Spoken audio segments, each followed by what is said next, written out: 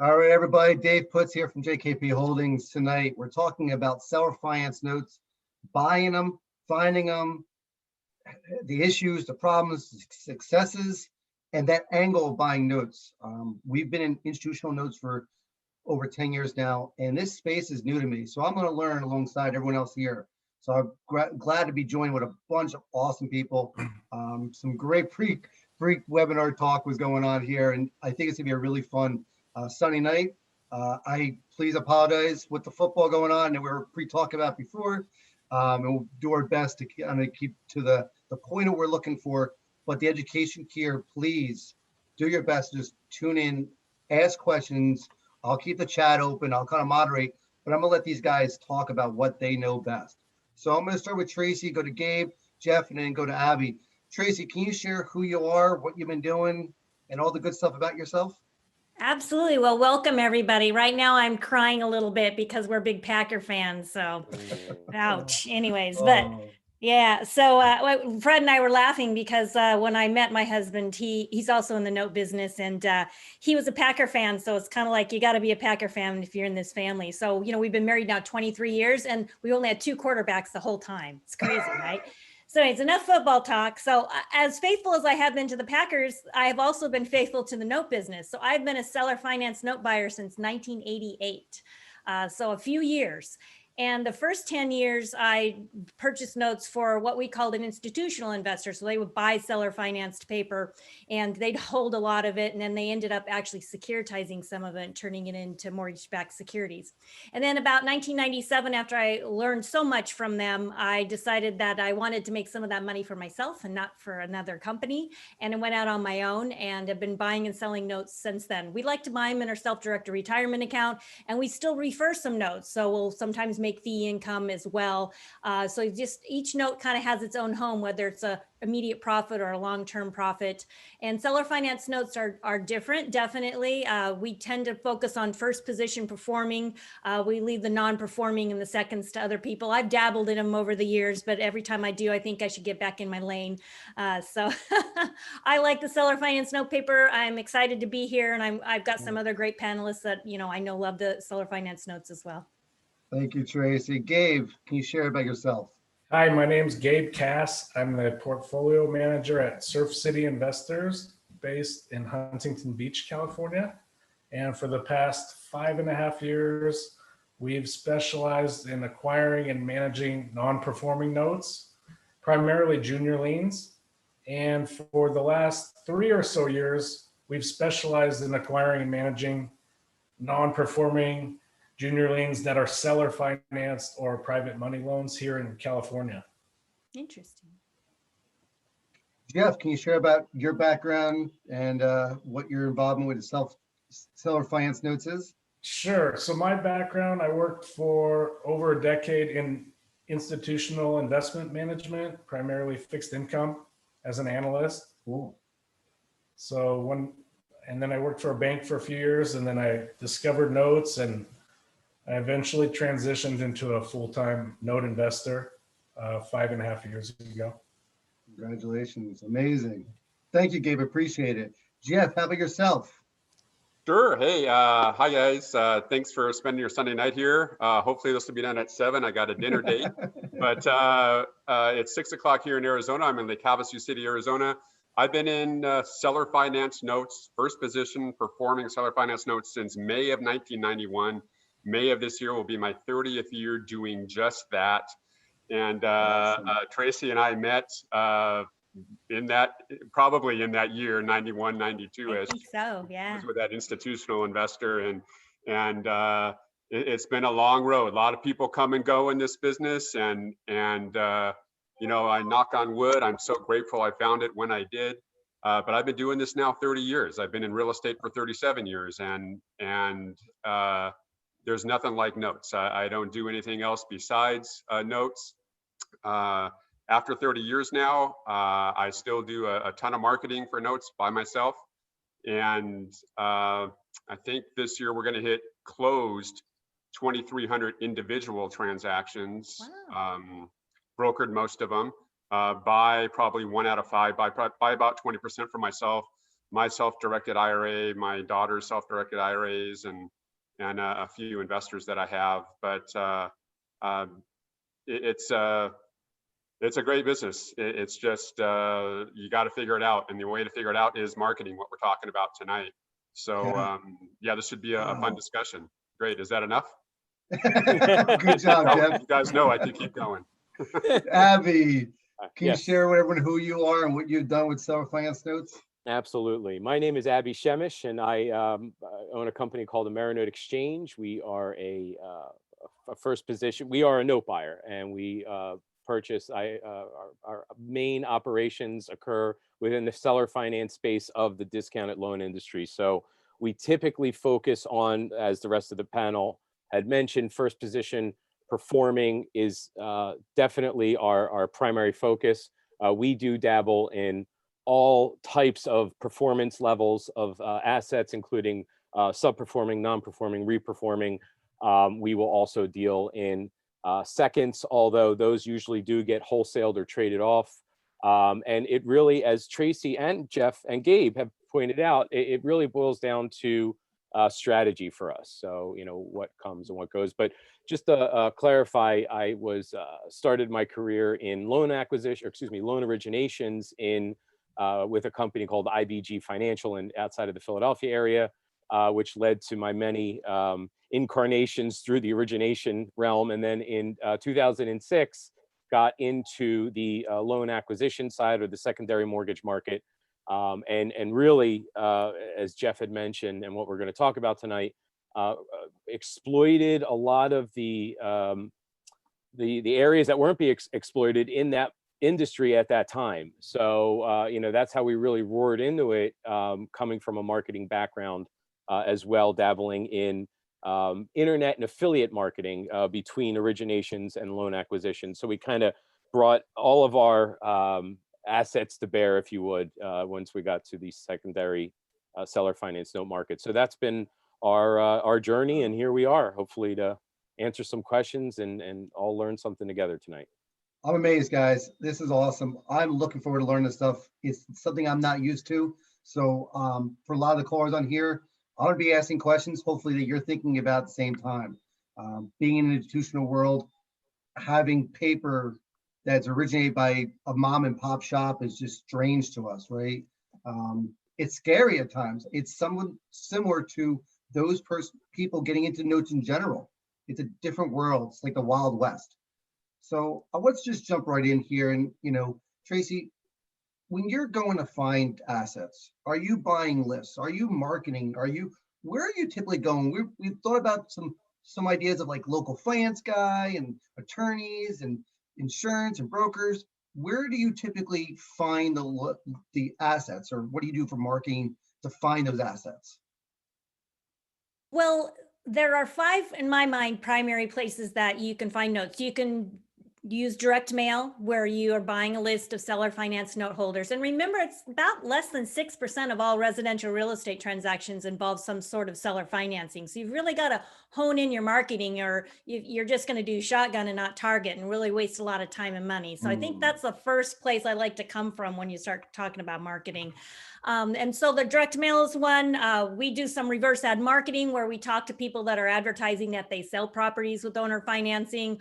Our favorite is referral and networking, because you can establish relationships with professionals in real estate that come in contact with seller financing. And then there's, building your brand, and there's ads. It used to be old school ads. Some of that works a little bit, but more now it's ads on the internet, right? Pay-per-click. So I kind of look at those as the main marketing areas. We've used them all over the years. We tend to do more network and referrals now, just because we've been at it a while, and we don't have to do the grind of direct mail. I know Jeff still does a ton of direct mail. And so I'll definitely let him weigh in on that. But that's what we see as the 5 main avenues of finding notes. And so we'll all talk to it, I'm sure, more here.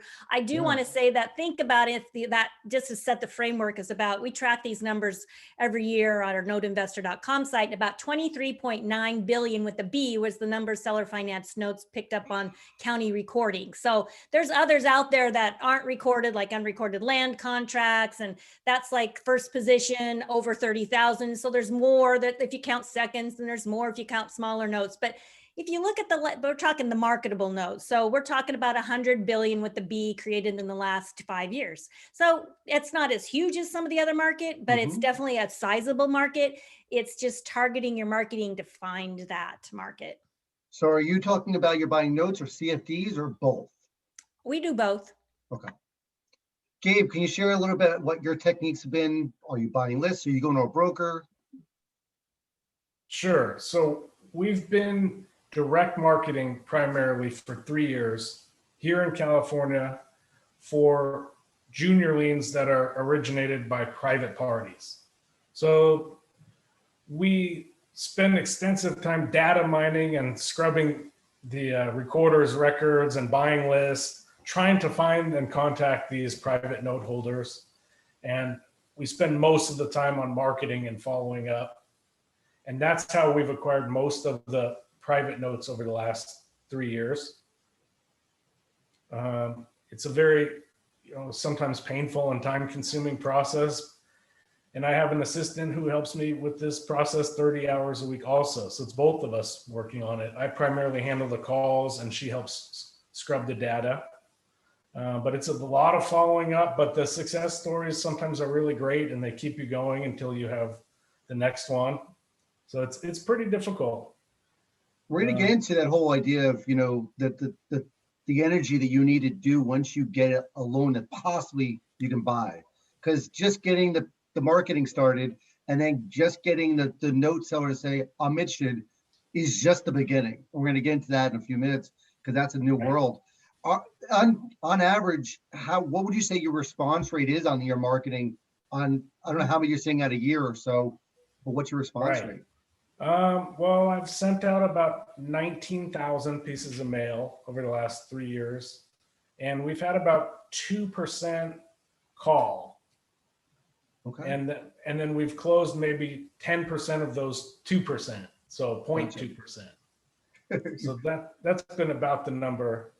And we're targeting junior lien holders, so it's a little different than what the other guys are doing.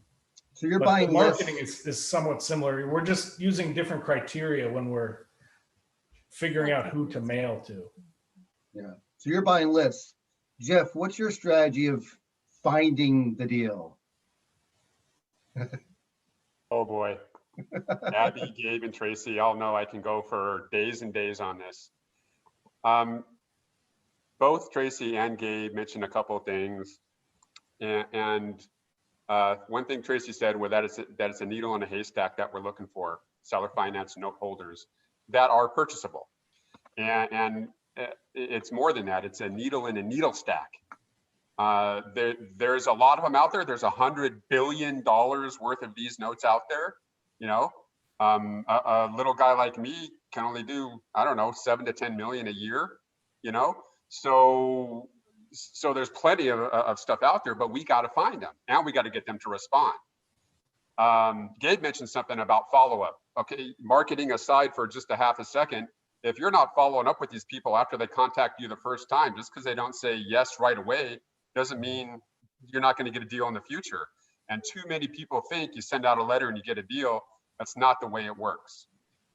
Marketing works, and Tracy said this already as well, with a targeted marketing plan, a program, something that you go after and you're persistent for at least a year, if not more, to get your business started and to grow and survive your business. You got to keep doing it and keep doing it and keep following up. Targeted marketing, there has to be 3 to 5 lines in the water. This is how I teach it. This is how I talk about. You got to be doing more than one thing. Right? You can't just rely on direct mail. You can't just rely on classified ads. You can't just rely on internet. You've got to have several lines in the water to catch those fish, because some months will be better with one marketing method than others, right? Direct mail for me is huge. I giggled a little bit, no offense, Gabe, but Gabe said he's mailed out 19,000. I probably mailed out close to 1 million pieces of mail in the last 10 years. But that's now. In the beginning, it was 500 a month, right? Yeah. Way back in 91 when I started with this. But direct mail still is only about 45, 50% of the deals I close every year. So direct mail is huge for me. Yes, we buy lists, but the lists have to be you have to target it to the right, correct thing as well. You can't just buy a list and you're going to get a deal. It doesn't work like that. It's a very targeted list. So direct mail, number one. For me now, just like Tracy, after doing this for 30 years, we got a decent referral network out there, and we get a good percentage of our closed transactions every year from building up that referral network for so many years. I still place classified ads in papers, printed ads in certain targeted places to get people to respond. I do play with the internet stuff. I am not the greatest at the internet. I have someone do it for me, and we get enough out of the internet leads to cover our expenses for the year and make a little profit. Okay, so that is not my forte. We do a lot of direct contact when we can. These days, it's going to be these Zoom meetings from now on until we can have actual live events and things. But that direct contact has been huge in building up that referral base over the years. I've got resources out there that list, I don't know, 70 or 100. I don't know how many are in that book. But there's lots of ways that you can get a deal, and you've got to figure out for yourself which of all those ways is going to work for you. Just because Jeff does great at direct mail doesn't mean you're going to. Just because Tracy does great with the internet doesn't mean you're going to. Just because Gabe does good at what he does not mean that it's going to work for you too. So all this stuff has to be tested out by each and every one of you to figure out what works for you. And it's got to be very targeted to our specific first position seller finance note performing as well. And just a side note, I've dabbled in the non-performing, definitely not for me. I'd only do it in my state. And reperforming and sub-performing, we will look at some of that stuff as well. But the majority of it, 85, 90% of what we're closing every year is those first position seller finance notes that we go after and target. So that's kind of what I do in a nutshell. So we're hearing a lot about buying lists and stuff like that. I'm curious if anyone ever targeted like attorneys or insurance companies or, maybe a local hard money lender kind of world. Abby, what has been your typical technique or strategy? Well, all of this information, I'm just kind of digesting the numbers that Jeff was kind of throwing out there as far as the mailers, because the one area that I do not operate in are the mailers. Everything else is where I operate. Our focus is digital. So we try to, our footing is organic Google search or other search engines, pay-per-click, social media. We're really starting to incorporate AI into the process, artificial intelligence and chatbot. So when we can, free up the human to do stuff that makes money as opposed to directing traffic online, because that becomes an issue. If these leads start pouring in, you don't know what to do with them. And again, to the point of the panelists here, follow-up is everything. It's everything. I still have deals that I'm following up from 2015. So that's 5 years. I'll kick it out 6 months, 8 months. We just did a wholesale fee. It was one of the largest wholesale fees we've ever encountered from a I shouldn't say just, but within the past 6 months, from a follow-up. So I can't stress enough how follow-up is extremely important. And correct me if I'm wrong, to anyone out there, but if I'm not mistaken, when you send a mailer, 5 to 8 times they need to see that mailer before they really start thawing out and figure, depending on the type of mailer and so forth. It could very well be that way for a person who fills out a short form or a long form on your website. They have the intent of wanting to sell a note that you confirm that they own, and they still need 5 to 10 follow-up calls just to get a copy of the note. So it's a lot of hand-holding. It's a lot of relationship and nurturing.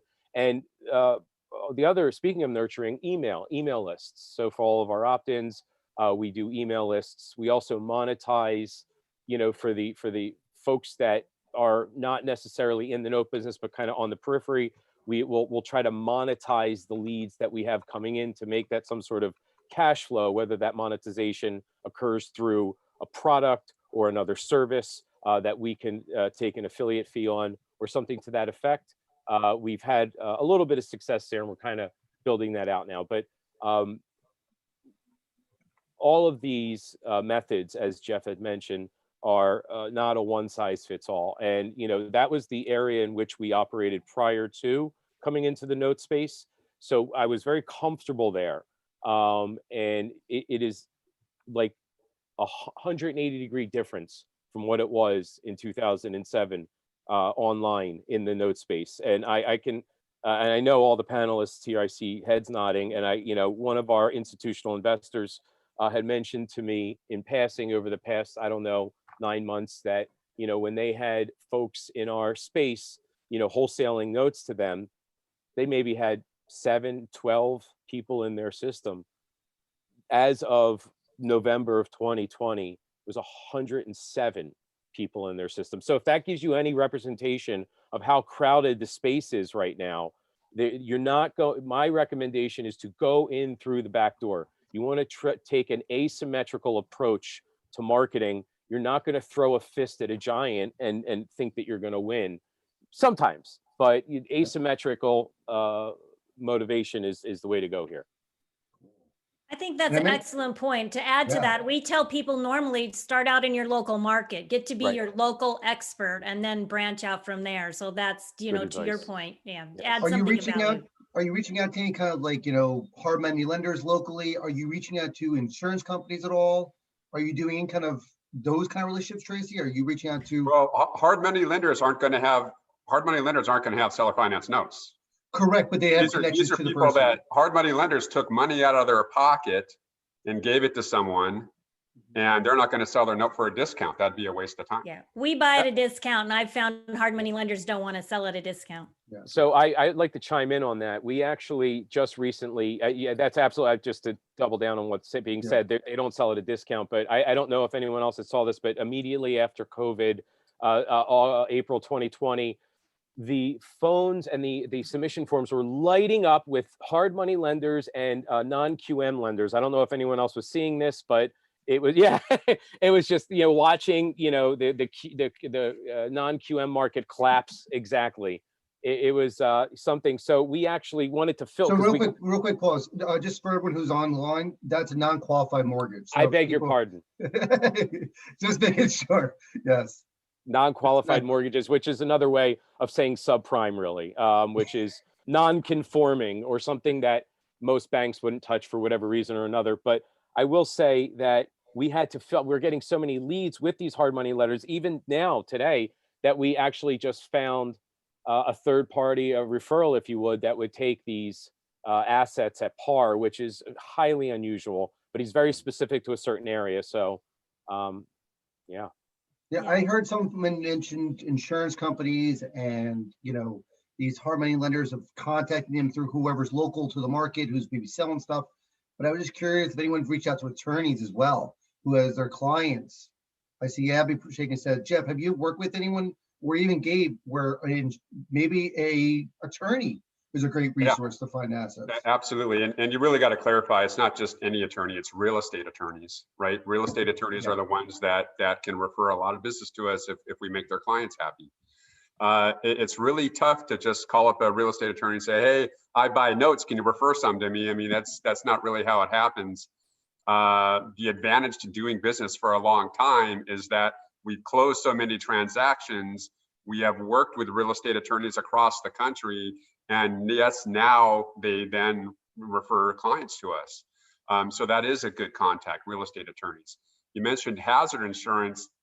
Don't get a lot of referrals from hazard insurance agents, but they are a contact. They are someone that would know of someone that's holding a note, because on the loss payee form on hazard insurance declaration, the mortgagee will be listed, and if the mortgagee is an individual's name, that's going to be a seller finance note. So that is an avenue to try to get some business as well, but very small percentage. Gabe, have you worked with any kind of odd person to buy a note from? You know, we really focus on buying from individuals because we're buying the non-performing loans, and we find the biggest discounts we can get are from individuals that have been holding non-performing loans for long periods of time. When we talk to brokers or attorneys, the pricing is just too high for what we're looking for. So we specialize in finding those note holders that no one has contacted in years, and they've had this note in their office drawer and they've received no interest payments for the last 8 years. Yeah. Those are the people that we specialize in finding, and we get the largest discounts buying directly from these individuals. So ours is, you know, it's very research intensive to find these people and contact them. But then the follow-up part is also very intensive. Some of our best notes we've ever bought took, 15 to 20 touches from one lead before we finally closed with them. But in the end, it works out when you get an amazing note. I think that's a really important point. It's kind of like dating, you're not going to ask them to marry you on the first date. It's a courting No. process. No, don't work that way. Yeah, that's a lot of both Abby and Gabe mentioned a lot of touches, and direct mail. Even in my direct mail program, in 2 years they get 4 pieces of direct mail. But if they have an email address, they'll probably get 24 emails. An email a month, right? And they'll get a call every 3 to 6 months. Even if they don't want to sell yet, they might in the future. So those 15 to 20 touches just to get them to say yes, or just to get them to say yes, I'm ready to sell, is an actual number, is true. There is work involved here. It's not you get a call and you cash a check anymore. Not that it ever really was, but Gabe, are you just doing that in California? Just curious. Right now, we're still working on our California leads because we have, tens of thousands that we've dug up. But when we eventually run out, we will. Oh, you move won't. on to other states. You won't. So a question most time when you buy lists, and I see where you can find your lists at by Catherine, and I'll get to your question in a second. You're not getting email addresses on most of these lists. You actually have to do some kind of skip tracing or some kind of tool to obtain their email address. You're really just getting the property information. Would that be correct? No, when you get a list, there's a few list companies out there that are recommended, and that's the first question. People think if I know who that list company is, I'm going to get me a list and I'm going to get me some deals. And you got to, before you even get the list, there's some work to do. There's some groundwork to lay before you get these lists. I see the question here: where can you get the list? It's like she's ready to go buy a list right now, but it's just a name and an address. Right, and maybe some information about what they have, but not enough to really do anything other than send a letter. Skip tracing can be done. You can do things to try to find emails. We have found that maybe you can find 25% of them that might have an email. Maybe some of you guys have some other experience with that. But the way that I get my email addresses is when they call me, I ask them, do you have an email address? and you put them on a list, Yeah. And then you start with that process of contact. So somebody asked about the insurance company. I want to make sure we get that. Can Good you question. ask? Yeah, I don't know the answer. So can you ask? Can the insurance company sell that information to us? No, they really can't. But if one of their clients that's holding a note, then they're friendly with their client, and their client says, "Hey, do you know anybody I can sell this note to?" Oh yeah, here's Jeff Armstrong. Yeah. Right. Gotcha. Yeah. Wow. Okay. You learn something new every. Yeah, that's my whole Every point time we of talk, this, right? Abby. Every time we talk. I assume it goes that way because we've done it with servicers, right? Servicers that say, "Listen, this guy's looking to sell a note. Can you?" Or even sellers are like, "Listen, I got this note. I'm not interested in it. Can you throw it my way?"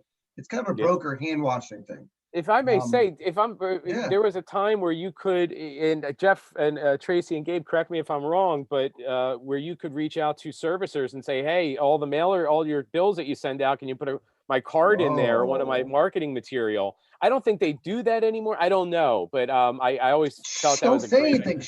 idea. Yeah. I don't know. You got to have an in, but it still happens. Yeah, gotcha. Wow, Yeah. that's Gotcha. awesome. And I know Tracy, you or Jeff, I don't want to forgive me if I'm missing something, but I personally know and have saw, because I own a copy of Jeff's book, every marketing how to do every marketing technique in the note Every business. single marketing, God, I can't remember right now. But it has Every single everything. profitable note marketing Yeah, idea in the and world, it has almost, it has Almost. everything. There's a plethora except of internet. ideas. It doesn't have internet. Well, yeah, right. But it was, I mean, just some of the Yeah. some great stuff in there, and I still have that book that I bought in 2009 or something. Wow. Yeah. Thank you, sir. And I know one of the struggles that I look into this stuff, right, is, when you get a list and it has a trust in it, from an IRA, it's almost impossible to get a hold of that trustee, the individual behind the trust, from my knowledge, You can forget that, I think. I mean, right? I've had no luck. I mean, I'm not the be all end all, but Yeah. it's very difficult. Someone else may have some insight, but I've never had any luck with that trustee. The whole point of that trustee is for protection.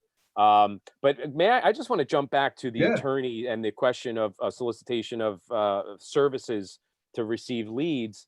I had a tremendous amount. We cast, as Tracy had mentioned, a wide net. So there's different types of digital nets that we put out there. We'll put a wide general net. We'll do a sniper targeted, not shooting at a dartboard with a blindfold on kind of thing, but really targeted stuff. And in some of our wide net digital marketing, we receive a tremendous amount of executors of estates, liquidating estates. Not only we don't advertise that we buy distressed properties, but we buy distressed properties as well. And we picked up some really interesting finds through these very long, lengthy, and sometimes torturous process, because you end up being, in some of these cases, a family therapist trying to divvy up, for the feuding siblings. I see Jeff and Tracy, and That's true. That's awesome. it's amazing. But it's a good lead source if you can figure out a way to market to that effectively. Second only to divorce liens. Oh, Oh, divorce leads. True. amazing. Yeah. It's such a wild west. I mean, Gabe's in a mix between, institutional world and seller finance, like we're looking to go towards. But, this whole thing of where you can get loans, I'm going to hedge funds buying them for 10 plus years. This is like the Wild West. You're meeting the grandma, the grandpa. We're going to get into that issue of this situation of, siblings buying it, having a part and fighting over it and stuff like that. Gabe, did you have any, angles where you got something from, somebody that was just a weird scenario where it's just something just odd with it, and you're able to make it out of from nothing to something? Yes. So we're willing to buy some of the hairier notes, which means maybe the paperwork is not great or the pay history is not great. If the risk return potential is there, and we're paying a low price in exchange for how much risk we're taking from that note. For example, a couple of years ago, we bought a non-performing third deed of trust with terrible paperwork, but because we were confident in the amount of equity covering the note, and the price we were paying was so extremely low, we're willing to take on that type of risk of having to write off the note completely. So we bought a non-performing third here in California for 5 cents on the dollar. And then with bad paperwork, by the way. And we eventually got a hold of the borrower and then modified their loan. And just the down payment on the mod was 4 or 5 times the amount we had paid for the note itself. And they're still paying today. You got to clean up your paperwork, I bet. It's some of the paperwork we see is really, really unbelievable. Yeah. And many of the leads that we get, the people that call us cannot find the note for the life of them. So we ask for other documentation, such as the HUD-1, the closing documents, And a lot of the time they can't find any documentation. Oh. So now in our letters and postcards that we send out, it says, please have your note handy and then call this number. It still doesn't work. It doesn't work. It wouldn't work. I can't imagine that would. I mean, they just wanted that money. And I call these people back over and over. They never find the note. Yeah. Oh. I hope you're not in Florida. So, it's interesting, all these different angles of marketing these people. We talked about the fact that you can run postcards and Jeff's strategies of all kinds of stuff, phone calls and emails and like Abby's tech person, I'm more into the tech world of collecting things automatically. And grandma doesn't like tech. We've dealt with a lot of those grandma things are difficult, right? And feel free to post questions in the chat box. Robin, I see your thing about sending to the letter to Equity Trust and basically got nowhere. Working with these IRA companies is really difficult because they're not allowed to disclose the information to anyone. It's protected. So I don't know who you would mail it to or whatever, but it would never get back to that person. We look for that. We look for the individual whose name is in that header, IRA Trust.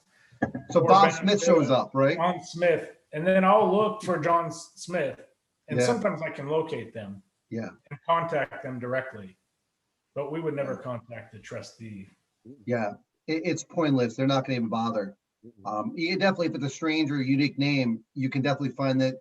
We use the website advancedbackgroundchecks.com. It's free. You can check it out. And it's a kind of a free skip trace thing. Not the end all be all, but it's a kind of a way to get into it. So we're going to dive now into, Tracy, the obstacles, the struggles, right? We finally go through the process. We got a hold of the seller. We targeted them. We mailed them. We got a hold of them. They're on the phone call or email, whatever. And then you get an envelope full of a bunch of numbers and dates. And you want to take this loan in. And this seller doesn't understand why you're buying it for a discount. Can you share a little bit about the misorganization, the poor illustrations, the educating the seller of it, them self-servicing it, and collateral problems? Well, the first thing you hear is, I'm not going to take a discount. That's the first thing. Everybody's going to say that, right? They're just going to say that. So it's really about establishing rapport, educating them on how the process works. And you have to come down at the end of the day, they're going to have a need to sell. They're either moving towards something that they want, something better, maybe an investment, or they're doing something exciting. But a lot of times they have a problem and they need a solution to the problem. And so they need money for that. So you really have to listen to what it is they need. We always like to do a full and at least one partial offer so that they have a choice. They don't have to sell it all. We have options for them to sell it without taking discounts by selling some now and some later. But a lot of people don't want to do that, but some will. So, I mean, everyone here can talk to this. There's definitely a process of explaining a discount. And it's, as much as I love my HP12C, it's not about educating them on the time value of money. It's figuring out what their need is and solving the problem. I like it. That's the answer I hope you gave, because most people want to solve the problem by, hey, how can we make this deal work? It's really understanding the person, right? You're selling the person the opportunity to solve their problem, not buy something off of them. Someone's sick, someone injured, someone going to school, right? You're really selling them. Gabe, you mentioned before about some issues with collateral and things like that. And I just posted the link to that background check that I've used before. I like one of the posts you had was like, you got an envelope full of data and you're trying to give this to a servicer. My brain thought goes, if this goes to bankruptcy court, holy God, like how can you prove any of this stuff? So I'm curious, how did you handle a servicer looking at an envelope and getting through that process? Oh, no, I don't. I clean it all up before any servicer or attorney gets to view the file. Sometimes I will take all the miscellaneous envelopes with the handwritten collection dates and amounts, and I'll type it all into a neat spreadsheet, calculate the exact payoff amount, the exact reinstatement amount, before I even attempt to transfer servicing or start a foreclosure. I feel that that's just one of the services I'm offering when I'm buying this note. Is cleaning up How the nice file. of you. And I want to know what I bought. Also, I want to know how much is owed exactly. Yeah. Yeah, even on not just the non-performing and the stuff that you do, Gabe, but even on standard, what we call standard first position, seller finance notes performing, we're part of our duty, our job is to clean it up and make it presentable so that an investor will buy it, or so that we'll buy it and we could give it to a servicer and such like that. So we're not just handing over a bunch of information and letting someone else try to do it. But yeah, I hope I didn't interrupt you there, Gabe. No, sometimes we literally get no information. It's just I lent this guy $100,000 8 years ago. I've never received a payment. This is all I have. Well, that's an easy payment history to verify. Yeah. What's the unpaid balance? I don't know. I can't find the note. I get it. That's it. Oh. Yeah. People call us. I ask them, so how much is owed? And they say, I don't know. Because they've never kept records. Oh my and God. I say, is the payment interest only? I don't know. So can you just send me a photocopy of anything you have, please? Thank you. If that makes sense out of it. So, I know that Abby, you jumped on one of the comments here is, you can perform a estoppel to verify the history. Can you share a little bit about that? We'll definitely Sure. jump in next. Sure. So we buy, one of our primary buying strategies, no surprise, I would imagine, but some of our institutional and high net worth individual investors that only require a 5, 6, 7, 8% yield, which, depending on the asset or return on investment, they're only looking to make that percentage. Credit score sensitivity comes into play. And when credit score sensitivity comes into play and the credit scores aren't good enough for these investors, those, the cost of capital goes up because the investor pool changes, the offers go down, so forth and so on. We buy those, we pounce on those poor credit borrowers with good payment history. Now, it's not verified good payment history. So what we do in a situation like that is we will have the seller perform, execute a payment history affidavit, based on what they say that they received and sign it. And then we will then have a conversation with the borrower and let the borrower know we're sending them what we call a loan balance confirmation, otherwise known as an estoppel, basically saying that I, the borrower on this note, do by swear that this is the balance, blah, blah, blah, blah, blah. And they sign that. And now we have from the borrower and the seller. So if it ever goes into a legal situation, we now did everything we could to cover ourselves shy of having any copies of checks, deposit slips, servicing records, anything like that. That's from my experience, that's the best thing that we could do. I could be mistaken. There could be others maneuvers that you can perform, but that's pretty straightforward on how we get over that. My favorite payment history is, photos and Xerox copies of cash. That's my favorite. I want to just jump in. I had a business note.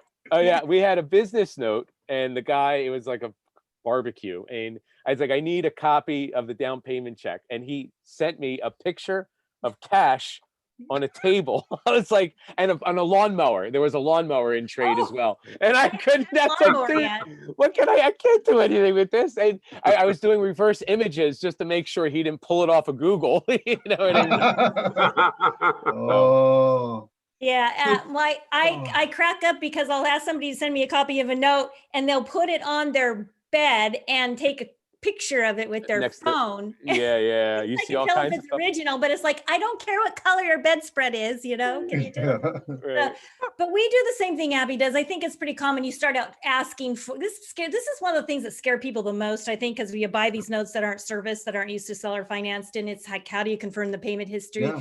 So you start, you start with your wish list. Well, so I wish for a copy of canceled checks. Wouldn't that be nice? Okay. I wish for a copy of your deposit statement showing the deposits going into your account. And not lumped in with everything else. Like actually just the amount of the payment. That's what I wish for, right? So I have this list of wishes, and sometimes you get down to, you're just recreating the affidavit, the payment history affidavit that Abby mentioned, and then verifying it with the payer. And it all has to do with how much equity is there and how good is that borrower's credit score, and just what's the likelihood. So you kind of, you start out with your wish list, and depending on the quality of the transaction, you might back off that depending on where you are. But definitely an affidavit and an estoppel are two good ways to handle that. At least do that.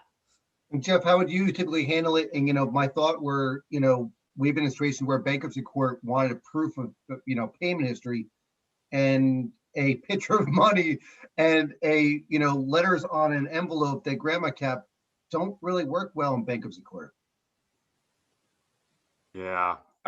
There's so much going through my mind right now. What was the original question? It is more like, so back to Abby said, we send out a payer, the seller affidavit that they'll always sign it, but we'll also send out an estoppel for the payor, for the borrower, for the person making the payments to sign and agree to. They have no reason to cooperate. We may never see that again, right? We may not get confirmation from the borrower that is, and we have to just kind of take it on faith that, okay, we're trusting you that these payments were made. I would say probably 70% of the time we get the wish list, that Tracy's talking about. We get the copies of the checks coming in. If someone presents us with, hey, I get cash every month. Hey, you know what? We're not going to close this till the next payment goes by. When they pay next time, make them get you a money order because they can't send me cash. So then they get a money order, and then we get a copy. Okay, they paid that payment. They must be paying the other payments. Gotcha. I have sometimes I'll even ask for a copy of the envelope that the check was sent in to make sure that they didn't write it themselves, the seller. So there are sneaky things sellers try to do, but the wish list that Tracy mentioned and the things that we look for in a seller finance note are there for a reason. They're not there to piss off the brokers. They're not there to upset the sellers. They're there so that when we're buying a first position performing seller finance note, we want it to keep performing. That's why we're buying it. And we want to check off all those boxes and make sure that we can be as comfortable as we can with it, and whether we're going to buy it or whether we're going to wholesale it or broker it off, like Abby was mentioning too. But they try all kinds of tricks, and we have to do the best we can to protect ourselves. And if it came to a situation, I mean, knock on wood, I've only had 2 foreclosures in 30 years. Wow. That's a whole nother story. I've never been, knock on wood, I mean, this might be the year, but I've never had anyone go to bankruptcy that was a payer on one of the loans that I bought. I've never had those kind of things happen. Now, have we had to modify notes when they've stopped making payments? Sure. Did we give some people relief because of COVID last year? Yeah, we did. And that was pretty funny because 3 months later, 2 of them paid off. I gave them 3 months, and then you get a payoff check. You're like, I thought you were making no money. How did that happen? I've had that happen too, Jeff. It was the weirdest thing. I mean, like, thank you, but what's up with that? Yeah, you're just like, are you kidding me? You buy them right. You're in the thick of it, right? So there you go. Abby said it. Yes. And you buy them right. We've had, I'm not bragging because knock on wood, not one issue with our entire in-house portfolio. Not one issue with our investors' in-house portfolio. Yeah. I didn't even have a call, maybe one call on this whole COVID thing, and a payoff. So when you're in the thick of it, you're buying them right. You're touching everything, you're seeing everything, you're buying them right. Abby, that is so true. I get calls and emails all the time from people that have bought notes wrong, and if you buy them wrong, bad things can happen. Things can happen. Mm-hmm. But I try to stress that to everybody that I talk to about notes, is that if you buy them properly, you will never ever lose your money, and that's the truth. If you buy them properly, Gabe buys them at 5 cents on the dollar for That's a proper. second position non-performing note that hasn't been paid on in 10 years. That might be a little too high. I don't know. Yeah, Gabe knows. Gabe knows, right? But it might be worth 1 cent on the dollar, you know? But when you buy them properly, you should never ever lose your money. You will never ever lose your money. It's when I got it started, we're buying around 35 cents on a dollar, you know, first institutional. And I didn't know what I was doing. And I look back now, I know exactly what I was doing, but I had no clue from the people I was working with for, like, how can you buy this stuff? What is it all about? And I could have been 50% wrong on the value of the property. And when you buy it right, it don't matter, right? You're in a situation where we're saying we're never going to pay over 40 cents. We'll never do that. And you bought it in a situation where no matter how bad it went, you're still making money. And I think most people miss on that, where they buy it with one strategy in mind, that this is going to happen and I'm going to do this and this is what the borrower's going to do. And they forget these are human beings that have a life that's gone on. And if you don't plan for the worst, you're really in a bad situation where you bought a performing note and you think it's always going to be a good situation. It doesn't have to be the way. And a lot of borrowers may make a payment every other month. Maybe they're real estate, you know, brokers, and they're buying and selling assets, or, you know, work for companies. I think people, you're right. I think people most of the time take courses, go out and buy an asset, and they say, I'm going to buy a performer and I'm going to get a great return. And they don't plan any other issues or problems with it. And then they get to a servicer and all hell breaks loose, right? Yeah. So, you know, I hear a lot about educating the seller. What is something you had to teach? I'm going to start back with Abby and go back the other way. What is something you had to teach a seller of a note that was just kind of brain dumb, or whatever, you know, what are you going to say that you just were surprised? Yeah. So so just to clarify the question, you're asking what are, you know, bringing the seller into the light, so to speak, and letting them see how this is how I mean, basically it doesn't always work, because sometimes I get a little bit too technical. As Tracy had mentioned, you do not mention time value of money. I know that all of the courses over the past 30 years have said, well, tell them about the time. A cup of coffee today is not worth the same. No. You don't, you're going to lose them. You know, as Tracy mentioned, they're not taking a discount. Well, after the third or fourth call, in a lot of the cases, we'll get them on the phone, or the communication back and forth. We get them on the phone and we explain to them what they have. Mr. Note Seller or Mrs. Note Seller, you know, you have this good payment history, the interest rate at 5%, not so great. You have, you know, 301 payments remaining, you know, 25 years and 1 month remaining. It's a hell of a long time for return on investment. And you got to understand that if someone were to come in and buy this note at 100 cents on the dollar, they would only be making a 5% return. There's a ton more deals out there. You're not going to sell it because other people are selling it for 10, 12, 13% return. And your guy or gal who's making the payments don't have good credit. That comes into play. So there's a cost of capital. You can exit an investment two ways. You have an institutional exit or you have a private exit. The institutional exit, you're going to see higher offers, but they want you to jump through those credit hoops, those payment hoops. You got to paint a real pretty picture on paper. And if you don't have those records, which we know you don't, because we established it here, and here, the return on investment, the going rate of capital out there is 12%. So there's a gaping hole between your 5 and the 12 that needs to be made in order for this thing to sell. And that usually, if they're listening, that usually will get them to go, oh, I see what you're saying. Some will say, but I'm still not taking a discount. And others will say, okay, let's you know, I break the ice barrier. What do they call, like iceberg break? Yeah. Basically just going through, and they go, okay, well, I don't like the full. What's the other options? Now you at least have them talking and moving in the right direction. And that's half the battle. Jeff, what would you say is the most common education you have to get to these sellers? It's right on that first phone call. It's right on the first phone call. And Abby hit it right on the head. Hey, what interest rate do you have on that note? 2%. Whoa, what are you, a bank? Right. what are you competing with banks here? I mean, why did you give them such a low interest rate? And you really harp on the negatives. Yeah. And you make them understand that this note is not worth what you think it is. Right. Ooh, my underwriters aren't going to like that 2%. No way. You know, you should have gone to 7, 8, 9 or something. Yep. But that's too high. No, it's not. You're a seller. You're not a bank. Why are you Yeah. giving them 2%? You know, Yeah, they could went to the bank for so that it 2%. happens right on that. Go ahead. What's that? I say they could have went to a bank for a loan that low. Why, Well, no, they could. That's the They whole couldn't. point. They couldn't have gone to a correct. bank. They couldn't They go. can't So go to you- a bank and get 2%. Why did you give it to them? Right? Right. Yep, So- exactly. So it's right on that first phone call when we're going through the worksheet, we're building rapport, and we're on the phone for 25, 30 minutes with them, or sometimes longer, sometimes shorter, and really finding out about what they have. You're hitting those points.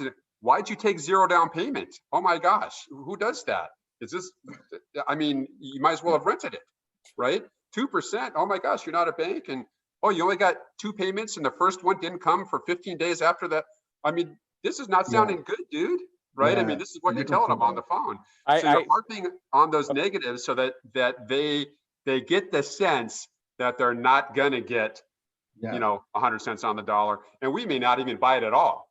We really make them afraid that when we go to the underwriters and get the prices, that we can come back at least with something. Please, hopefully, I can get something for you. And I think most people, I love the fact you talk about the whole yield thing. I've had this conversation with students of gurus who don't get this whole idea. They're buying it based on UPB and they forget all about, you know, the yield number, where they say, well, I'm going to buy it 70% no matter what it is. And I try explaining them that if you're dealing with a 3% coupon or 9% coupon, that return's completely different because the coupon rate, your payment rate's completely different. And that 65% across the board doesn't work, right? So if you're a buyer going through the courses and you've heard buy at 65%, buy at 70, please learn the math part of it. We did a whole video on it because the yield doesn't work. A 3% coupon, if you buy 100%, as Jeff just said, you're getting a 3% return till maturity, right? Unless you go to partials, which Tracy mentioned before. If you buy that same numbers at an 8% coupon rate, your yield is significantly higher. You bought that 100%, you're going to get an 8% return. So understand that they're talking about buying on yield, not buying based on percentage of UPB or percentage of BPO. We haven't mentioned it at all. We're buying it based on a yield or partial XIR kind of formulas. So Gabe, what kind of education have you done with borrowers or sellers to help them understand the shift? Well, I want to make it a little more basic to start with, as far as the education. Way before we even talk about the terms, some of the questions I get from the people that call me from the letters and postcards say, you know, how did you get my address? Why did you send me a letter? I explained, oh, we're looking to add more loans to our portfolio, and I found you in the public records. And they said, oh, wow, I didn't know. I didn't know that was possible. And then the next question is, what do you mean you can buy my note? People can buy a note? You know, so you explain, Wow. oh yeah, we can buy it and you transfer the lien to us. And then another question is, how do I know I'm going to get my money if I send you the paperwork? So I assure them that we close through an attorney, you know, to make them feel more comfortable. Those are even before we talk about the terms, Yeah. right? And then Yeah. I start asking them questions. Do you have the note?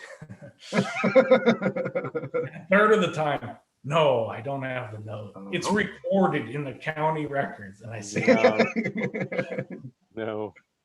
I say, So Tracy, find the note or even a copy of it or something. And Tracy, a lot I of like conversations just end there. They can't find anything. And then I email them a month later or call them. Oh, it's in a storage box 100 miles from here that I haven't been to in a year. And then 6 months later, I call them again. Did you find the note?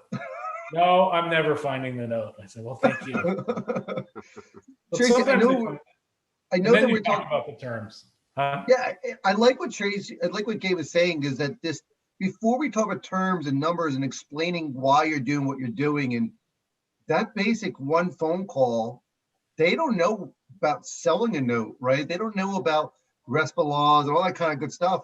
Servicers, who the hell are them, right? What is that? How do you go about it? Is it soft?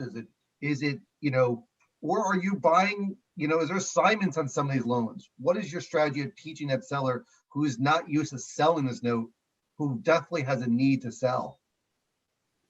Baby steps, you just take them along the journey as you can. Yeah. Actually, people say, I just wish they call and they have the original note and they know their payment amount and they have all this lined up. And that's somebody who's been shopping, they've been around the block. So I don't get too upset at the ones who don't know because they haven't been exposed very much. So that means they're not shopping quite as hard, and I have an opportunity to form a relationship and figure out the problem that they need to solve. And so, I think with them, you just have to take it in steps. You can't, make them drink from a fire hose of everything. You've just got to get them along the way, but definitely figuring out where that original note is. I mean, we could all tell horror stories. I mean, doing it for over 30 years. I got the note. Oh yeah, I got the note. And then they don't have the note. You're down to closing. It's the last thing you need. So it's definitely a process. I mean, and we've tried to figure out how to make it just seamless, but I just think it's seller financing. If you don't have an appetite for not always knowing exactly what's going to happen, it's not the right business for you. People are going to be people, right? And I think that that's a good segue into the fact that knowing you're getting into a space to buy seller finance notes, buying the note is the easiest part of it. It's the transfer of a mom and pop, grandma, grandpa, to transferring a piece of paper that they think is worth X, and they have attachment to the property typically. Tracy, when you bought these kind of assets, who are the typical sellers? Are they heirs of properties? Are they real estate investors? What's a typical seller's situation with that property? We see it all across the board. So, I mean, we've bought notes where the seller has filed bankruptcy, not the payer, but the seller, and this is an asset of theirs. We've bought them definitely out of estates, has been mentioned. We bought them because somebody was going into retirement facility, and this is an asset that they had to liquidate before they could get coverage through Social Security or Medicare, Medicaid. So, I mean, there's all sorts of reasons. We do like working with repeat sellers because we can show them how to document a transaction so they can get 90, 95 cents on the dollar instead of 50 cents on the dollar. So that is a goal, to work with somebody more than once. And sometimes, yes, they have to document it differently and follow the MLO and the RESPA and that sort of thing. But that's not so hard to show them how to do that. But a lot of times it's just a mom and pop seller. You've got to realize there's a lot of seller financing rural areas. So those individual note sellers, a lot of it's in the rural areas, and sometimes those are good notes, sometimes they're not. Sometimes they're mobile home and land, sometimes they're just land, sometimes they're non-conforming properties that have an outhouse out back. I mean, you just never know what you're going to get. But it's all out there. It's all part of the seller finance world. I'm just looking back at some questions here. What's the process of an L&A if the original note is missing? There is none. Well, we have some solutions to that. I mean, an LNA would be lost note affidavit, but in the seller finance world, if the note is really lost, your best course of action, if you can, again, it's my wish list, you would go to the payor and have them sign a replacement note, or if there's a copy of the note, sign it and say, I recognize the seller's lost it. I'm saying this is it, and I will honor this as the original note. And then you have the seller sign an affidavit like that as well. And so basically you've replaced the lost note. That is more usually preferred by most investors. It's not as common in the seller finance world to just have the seller, the holder of the note, sign a lost note affidavit. That's not as common. I know it's very common in the institutional paper world, but in the world of seller financing, it's not as common because it's tricky. It's tricky to show that you own it. I beg your pardon. I may have misunderstood. I thought the question was, if there is no copy of the note, how do you prefer? Like right now, I have a deal, a second in Pennsylvania, where the seller went into bankruptcy, and now they're selling off the asset, and the fiduciary, whoever custodian, doesn't have even a copy of the note, let alone the original. So we're stuck. We don't know what to do at this point. That's what I thought the question was, is if anyone has any insight, I'm all ears. That's an interesting one. And also understand that some states don't allow a copy, right? Even no lost note affidavit, doesn't allow that inside there. Pennsylvania is another state where a lost note affidavit doesn't work, right? So you have to be careful where you get these things. I would think typically what I would do, I mean, come from this world, is I would just try to do a modification where I can just come somehow, some way, get someone to sign a document, go, hey, a new mod came up, and give them a little better terms to convince them, hey, here's my UPB. Oh, okay, great. That's how I would think about doing it from my perspective. We do quite a few. Yeah. We did quite a few lost note affidavits here on the non-performing loans in California, and we're good with it if there is a copy of the note, a legitimate looking copy of the note. But if there is no copy of the note, we cannot start a foreclosure here. And that's our primary collections technique on the non-performing loans. So we can't buy it unless there's at minimum a copy of the note. At We do- minimum, right? Yeah. So, Gabe, as I asked Tracy, what typical person is this person who's selling a note? Is it the mom and pop? Is it a heir, the kids of a deceased person? Is it a real estate investor?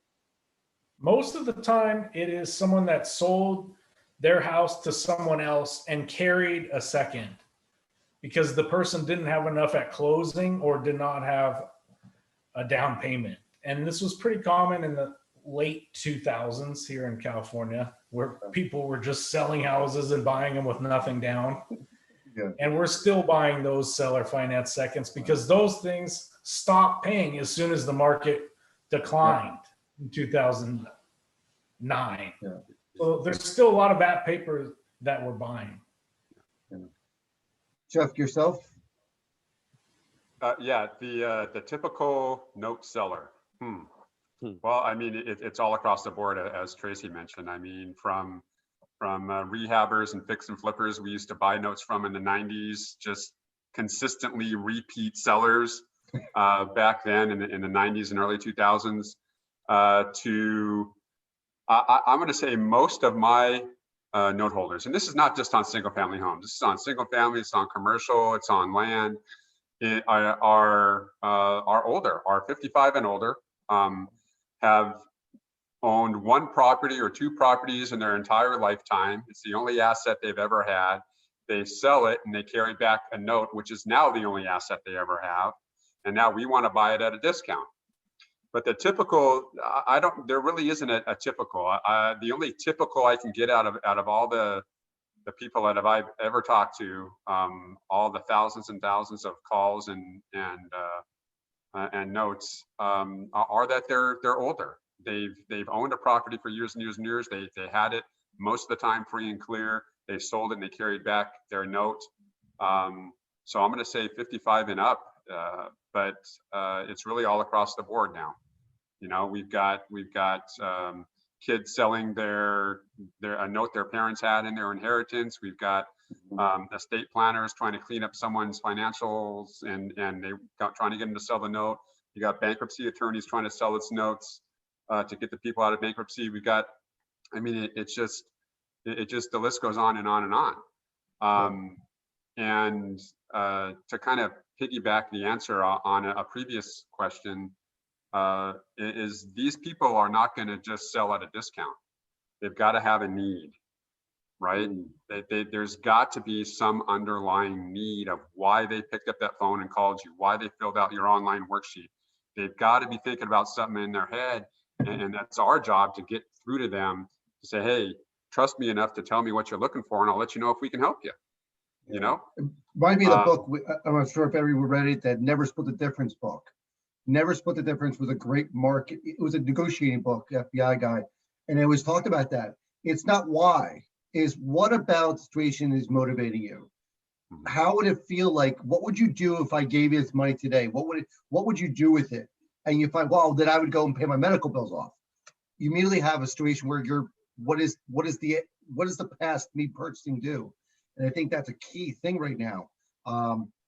So I know that it's yes. So yeah, Never Split the Difference is the book that if you haven't read it before, it's an awesome book. I've read it twice so far because there's so many insights about how to work with individuals. He's a high level FBI guy. Abby, I know you dwindle into the seller finance world and stuff like that. What has been your experience with these different sellers has been their biggest why? What has been their motivating factor you've seen that is something you can, if someone goes, I don't know, you could throw out there as a suggestion for them to think about? So just to clarify, what's their biggest why, and that the most common biggest why out there is, from what I see in my, 14 years in this space, which is, half of the time, less than half of the time, some of the other panelists, is they are between a rock and a hard place. That's the best way I can explain it. There's a whole, rainbow of hues that come across in that basket, but there's I get, they are between a rock and a hard place. It is usually, it comes in waves, and it's not seasonal, it's almost cyclical. Like, for instance, we'll see a ton of rehab flippers for, again, these are the digital wide nets and the sniper nets that were, not necessarily, I'm talking about the wide net. The wide net cat, we pull everything in from asset managers at PNC to Mr. and Mrs. Smith in Mississippi that have to go to the library to use the internet to send. We have all different types of folks coming across, but the traditional seller finance mom and pop seller is, they're looking to sell because they want to downsize. They're looking to, and I'm 77 years old and I'm not going to live for another 30 years. I want to give this money to my kid, or I want to do something with this money. We hear that a lot. We hear investment opportunity a lot. Especially with COVID, that's all we've been hearing is investment opportunity. And, we get into, I want cash on the sidelines, so when the whole world goes on sale, I can, jump in without having to wait for an underwriting process to refi my house. And, so it's a tremendous amount of different reasons. But the long and the short of it is that they've tried 95% of them have tried all avenues and then have landed in our lap for one reason or another, because their back is against the wall, or they think their back is against the wall. Wow. Abby, yeah, you're a poet, dude, man. It's true. I tell you what, that's it. And that rock and a hard place is the need. Yeah. And it is such, there's a lot of them out there that don't need. But when this COVID thing hit last year, business has been out of control. I'm out of control. Yeah. I'm so busy. It's people need money to pay their freaking bills right now. If that's what it comes down to, and government's not giving it to them, and they don't know if they're getting their jobs back. They don't know if they can go back to work, and if they do, they have to do all these other things. And who has the money to get those things so they can go back to work? And it's just people are wanting money. And we're seeing quite a few calls on commercial notes from 5 years ago and 6 years ago and 10 years ago saying, hey, they haven't been paying their payments now. I'm like, oh, okay, well, let's see what we can do for you. But no one's really even talked about that is the commercial space. We talk a lot about residential, but in the commercial space, there's a lot of maybe not as much as residential. But we see quite a bit of rural area commercial stuff coming across our desk, and they're like, they had to close their restaurant. They can't pay their mortgage. I'm like, and you want me to buy it? Let's talk about it. Where is it at? Where was this one? This little tiny town in Montana, Pillars something, Montana. And I was like, oh my God, it's a town of 200 people. And you're just like, and you want me to buy a $100,000 note on a restaurant that's not even in operation, that's vacant right now, And I'm like, I got permission to talk to the borrower, and they're like, yeah, when we can start back up, we'll start paying again. I'm like, okay, so I gave the guy an offer of 10 cents on the dollar, just in case. I don't want to go to Montana and foreclose on some commercial property and try to sell it to 199 people. Right? So but we're getting off track. But what Abby was saying, the rock and a hard place, and it might only be 1 out of 10 people that are in a rock and a hard place. Yeah. Still a big numbers game, that needle in a needle stack. Yep, and it's the perceived rock and a hard place, because when they start talking, you're like, well, it's not really that bad. I am not the type of person that's going to give this person every excuse in the book once we get past that hard conversation, the 2% interest rate, and, oh, by the way, did you finance this to a relative or a friend? How come you didn't charge them a down payment or a 2% interest rate? So once we get beyond that, I always represent to the seller that I am not the type of person, this company that you're dealing with is not the type of company that's going to give you every excuse in the book or reason not to do our job. We're going to really try to go over and above our ability to leave a good taste in your mouth when you walk away, because we know you're selling at a discount. But this is why this makes sense, at least what we're seeing based on what you're telling us. But there is, just for everyone out there looking to get into this, and I spoke about this quite a bit, there is a tsunami of assets that are going to hit the market in the commercial space in 21. It's already, I'm driving through here, as I mentioned, I'm in Palm Springs. We've been, for the most part, out in the wilderness, so to speak, in the middle of nowhere for the past 10 weeks. And I really come through Cathedral City here outside of Palm Springs. And I'm not going to lie, it looks a little bit like Soviet Russia in the 80s with a lot of the commercial shutdown. It's a little bit unnerving because it's sad. It really is sad. But these assets are either going to be transformed into seller carry notes for whatever reason, or there's going to be a ton of seller carry notes hitting the commercial space, which are going to be purchased and repurposed and innovated for a new economy in the future. So we're looking forward to that. But there's an opportunity right there. It's interesting you guys say that, because in my years of doing this, we never saw a lot of commercial. I mean, even the asset tapes we got from different funds and commercial, even multi-use buildings, just nothing we ever came across. I'll get from a broker here and there, but I agree with you guys. There's going to be a huge pile that's because of what's happened. Mm-hmm. I'm going to just jump into some of the questions here. Sure. I see Jeff doing his good job of answering them. And I think, I asked this earlier, what percentage of these assets you're buying are CFDs versus notes?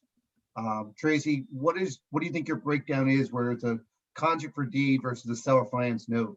That depends on the state where you're marketing, because some states don't use them at all, and some states do. So if you're in Michigan, you're going to see a lot more than if you're in Texas, right? So that really is a product of what the state is, but it's a smaller percentage. I mean, if you had to pick a number, I'd say less than 10%. I don't know. Okay. What do you think, Yeah. Jeff, Abby? That's right. 10%. Yep. I'm a big CFD fan. I just don't like that instrument of just because it's not clean for me, right? I'm seeing another question was, and I think Jeff, you answered it, like, if you can give one sample of marketing, what would it be? And I think you guys all answered that question of there isn't one, right? You have to hit from different angles.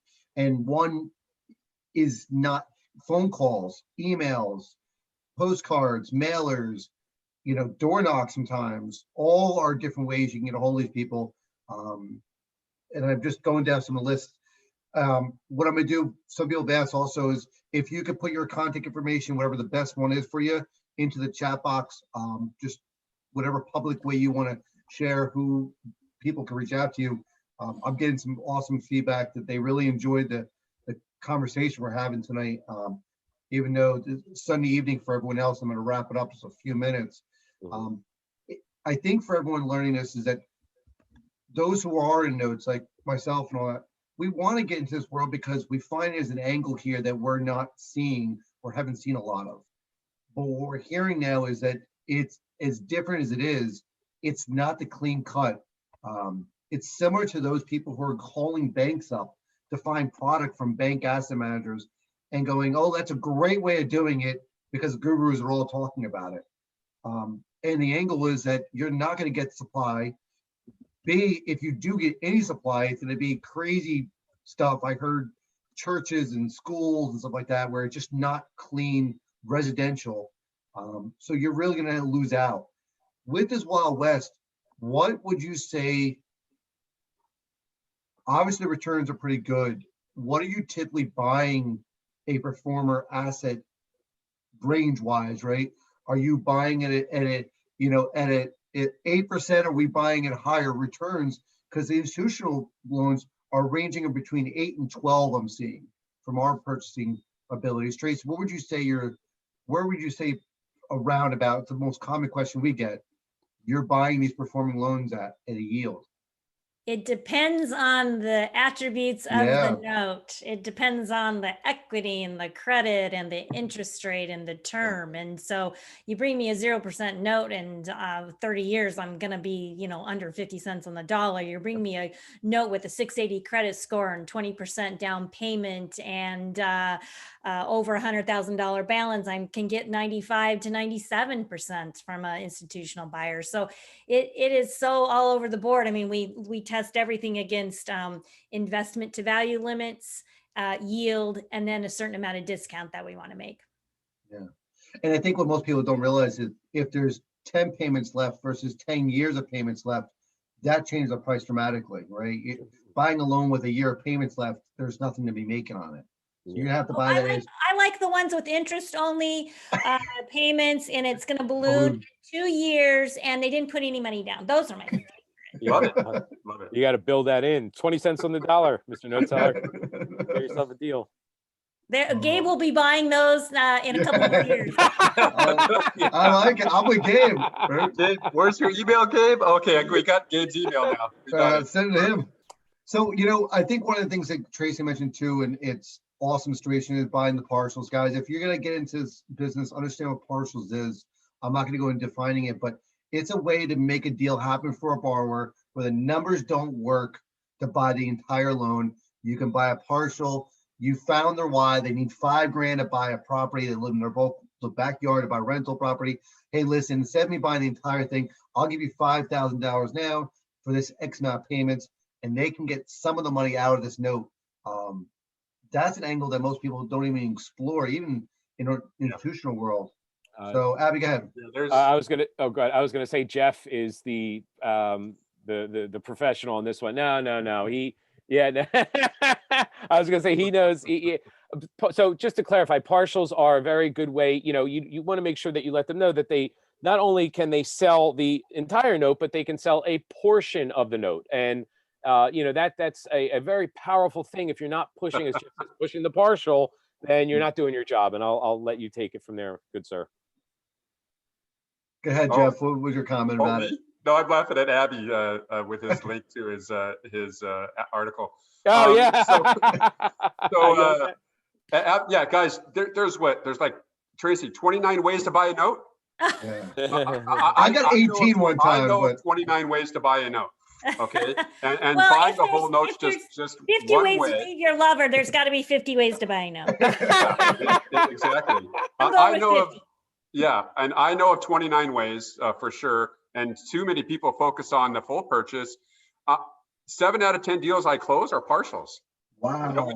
They called me and they need money because they lost their job because of COVID. I'm buying 2 years of payments or something just to give them some money now. Yeah. It's better for them too. It's a better deal for them. Yes. It really is. It's bite-sized portions, and you can also, if you're wholesaling or brokering, or referring, you can. Oh, you do that? Yeah, or you can basically, there could be so if they take a shot at a partial, and then they we've had multiple income streams or multiple wholesale fees over many different years from the same note, because they would come back and sell more payments and sell more payments and sell more payments. You can make bite-sized portions of wholesale fee, as well as provide them with bite-sized portions of cash, which could really turn around quickly. As the underwriting process occurs the first time around. The second time they come back for cash, they can have it in their account in 72 hours, from requesting, as long as we get a BPO on the BPO done on the place, make sure it's still standing. We won't get into this, but I'm always curious how people write their parcels up of, if it defaults during that period of time. Just those who are watching, listening, reach out to these guys about how they do it. Everyone does that a little differently. That if it stopped performing, what do you do? How do you handle it? Buy it back? And typically people give 3 options or so of what they would do in a scenario like that. But I'm not going to go into it tonight. This has been a killer night, man. One of my favorites. I think you guys, I couldn't have picked a better crew of people to spend my night with. I know some people are distracted by football. I appreciate you guys tuning in. I really enjoy you guys. I appreciate you guys coming on. Awesome time with you guys. If you have any parting words or anything you want to, pitch what you got going on, Tracy, I'll let you go start first. If anything you want to pitch or share with everyone about what you're doing or how they can reach out to you or anything going on with you, feel free to go ahead about your expo as well. Yeah, thanks. So we do have, my husband and I put on Cash Flow Expo once a year. So that's cashflowexpo.com, and it's 3 days and 30 speakers, and it's free to watch live. And then we have very affordable recordings if you want those as well. So it looks at all the different aspects of the note business and various aspects of just generating cash flow. Not everybody's in the note business, although a big portion of them are. I think that in closing, I'd just like to say that there is a lot of opportunity coming to help people. That's really how I look at it. And I've had some time to come to terms with, like, you're making money off of people in need. And that sometimes you're like, how do I feel good about that? And I'll tell you how you do it is that you are helping them solve a problem. You didn't cause that problem for them, but you are helping them find a solution when they sometimes don't think they have one. So I really think coming forward in 2021 and 2022, there's going to be an opportunity to help people that are in need, and they're helping to solve their problem. And always keep that in mind too. That's why we always are fair in any kind of fee structure we take. We're not out to take advantage of them, but make a fair profit and help them solve their problem. And I think that there's going to be a lot of opportunity for that in the coming years. Awesome. Gabe, are you speaking anywhere? What's going on yourself? How can people reach out to you? The best way to reach me is email gabe@surfcityinvestors.com. If you ever have any questions about non-performing loans, I'll be happy to help out or even buy them. For people thinking about getting into the buying of seller finance notes, just remember that you really need to market consistently and spend a lot of time following up with the leads. And don't underestimate how much time it's going to take the follow-up part. But some of the best investments we've ever had were from following up over and over and over and over. So it can be quite painful, but it can be quite rewarding at the same time. And yourself, Jeff? Yeah, I piggyback on both Gabe and Tracy's comments. I used to go speaking once a month at various places, and that's not happening anymore. I'm barely getting used to this Zoom thing, and to tell you the truth, I'm so busy buying notes right now. I'm kind of glad I'm not traveling because it's been very busy, and I see it's going to get busier. I really think that's going to it's going to be a banner year.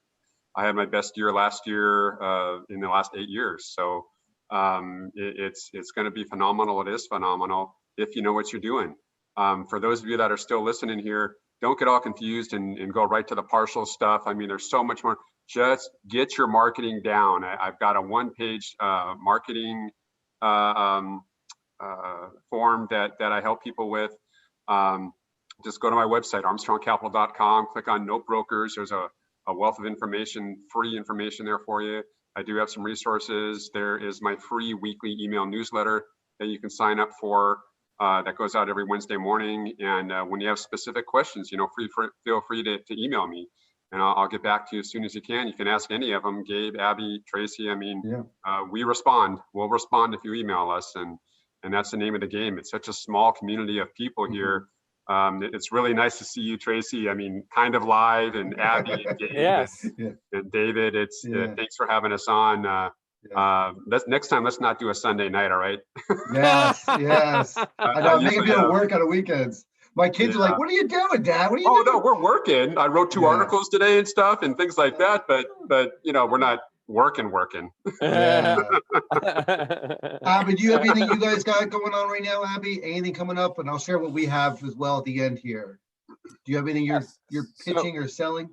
We're not. The only thing I'm selling is money. I can buy notes. I can buy. Us so too. Jeff and Tracy and my company, myself, Abby, and Amerinote, we provide a lot of the same services. Gabe has a very specific niche where he's operating within. I want to just be very clear. The folks on this panel have been pillars of the seller finance note buying community, as they have mentioned, for decades. We operate in the same space. We all provide that same service, and I'm sure the same level of customer service and experience. Where a Marinode Exchange comes in, does things a little bit differently, is we will touch the hairier, we dabble in institutional. So we're not just seller financed. We dabble in institutional, We all we do. dabble in, non-performing, seconds, notes that pass statute of limitations. We can do a business notes, so we can do a plethora of different types of assets. So if there's something that comes across your desk, like a church note or something weird that others won't touch, by all means, please feel free to reach out to us, because we can really dig in and provide some solution there for you. Awesome. And for us, we have a beginner's course we have going on right now. I have a bid calculator out there. We have a couple products where we can automate due diligence, collect data point for stuff. But I think what everyone's really come down is getting involved in networking with everyone in the space and taking a little bit about from everyone. Everyone's experience and knowledge came from their own experience and what they've heard of. So I have tools, I have software, I have resources, directories. Some are free, some aren't. You're going to pay for some of the information you're going to get, and some information is going to be free, right? Just understand that the bigger picture here is networking and reaching out to other people and communication. So guys, with that said, I am excusing you for the night. Enjoy your evening. Enjoy your time, your family, guys. And Abby, enjoy your travel, man. I appreciate you coming on. No, and look great, man. So yes, thank you. I really Thanks, Dave. appreciate you having us. Thank you. yes. All right, guys. I appreciate you guys. Have a great night, everyone. Enjoy football the rest of the night. Thanks, Bye-bye. guys. Thanks, Bye-bye. Dave. Thanks a lot. Bye.